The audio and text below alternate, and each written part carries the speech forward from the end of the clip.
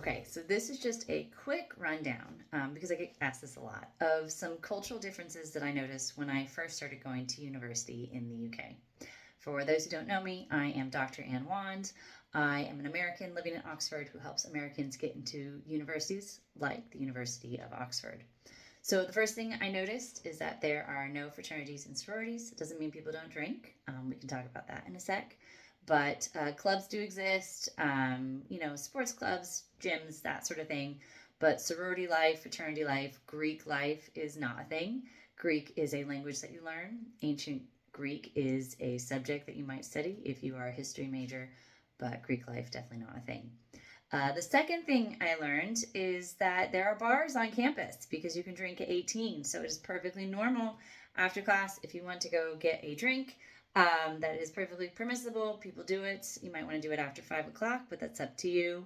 I have been told, although it hasn't been confirmed, that apparently the alcohol isn't as strong in the UK as it is in the US when it comes to standard beers. But again, maybe somebody in the comments can correct me on that.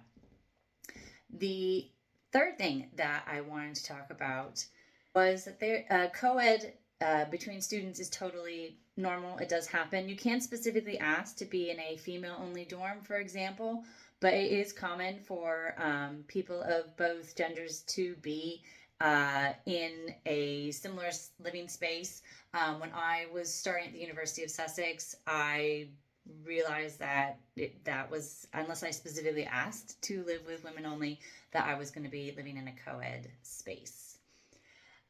The fourth item that was a big surprise for me, especially when I started my master's at the University of Sussex and then eventually my doctorate at Oxford, is that professors, or what we would actually refer to as lecturers in the UK, go by their first name.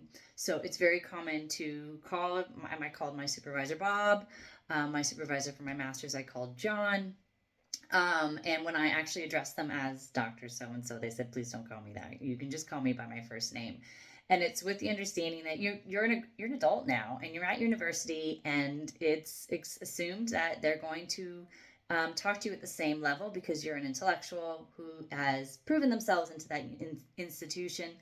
Um, it is a bit different than maybe like primary education because I guess people go by sir and miss. But at university, it's a first name basis.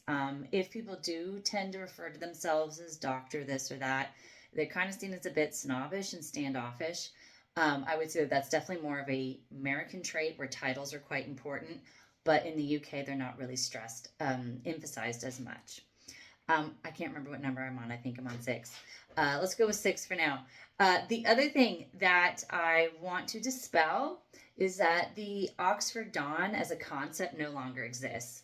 If you do see advertisements for courses that say you can meet Oxford Dons, what they're actually saying is that you can meet academics who work at Oxford, but the term Oxford Don is completely outdated. I have colleagues who are what would be considered Oxford Dons, and that's just not a term that's used anymore. I don't know when it died out, but I can definitely tell you now that it is not a term that is used at all anymore. Okay, number 7 is that especially when you're doing your master's and your PhD, there's a lot of independent learning. So while you can sign up for courses, and some of them are more taught courses as opposed to independent research, I would say that as a general rule, it is a lot of independent learning, a lot of independent thinking. You spend a lot of time by yourself. And I think that idea of going out to get drinks with your professor is just really more of a myth. It's not really something that is done because your supervisors have stuff that they need to do themselves. So going out to get drinks with with students and stuff is just not really par for the course and not particularly very common. And the final item for now is that Oxford University is not a campus. It is a city of which 80% of it is owned by the university. So if you come to Oxford and you're like, oh, where's the campus? It is everywhere. It is all around you. It has tons of different colleges, which I can always do a video on if you're interested in. But an actual specific campus itself, no, that is not a thing. If you enjoyed this video and you want to learn about some more cultural shocks, or you yourself had some cultural shocks when you came to study in the UK, feel free to leave a comment. Otherwise, as always, I will see you next week.